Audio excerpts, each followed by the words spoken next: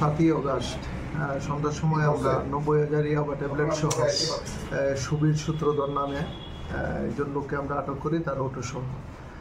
পরবর্তী সময় তাকে ইন্টারোগেশন করে আমরা জানতে পারি এই সুবীর সূত্রধর সঞ্জয় সূত্রধরের বাড়ি থেকে এই ইয়াবা ট্যাবলেটগুলি নিয়ে এসেছিল। তার ইন্টারোগেশনের বেসিসে আমরা আজকে সঞ্জয় সূত্রধরকে আটক করেছি এবং তাকে 5 দিনের পুলিশ রিমান্ড চেয়ে আমরা আদালতে আজকে প্রেরণ করব। কোনখান থেকে আটক করেছি? আজকে তাকে আমরা একটা সিক্রেট ইনফরমেশন পেয়েছি, সে গাড়ি দিয়ে আসছে। এই খবরের ভিত্তিতে আমরা বাজারঘাট যে বিওসি আছে, বিওসির কাছ থেকে তাকে আমরা আজকে আটক করতে সক্ষম হয়েছি। উনার বাড়িতে তো এনেছে, উনি কোথায়, এই অটো চালক কোথায় নিয়ে যাচ্ছিল, ওনাকে কি আটক করা হয়েছে? অটো চালককে তো আমরা 7 তারিখে আটক করলাম। না, উনি যেখানে নিয়ে যাচ্ছিল না, এটাকে আটক করা হয়নি। আমরা রেড করেছি ওনার বাড়িতে, যে রাজা শাহ, তার বাড়িতে আমরা রেড করেছি, তাকে পাইনি। এই কেস কানেকশনে আমরা তাকে অ্যারেস্ট করব।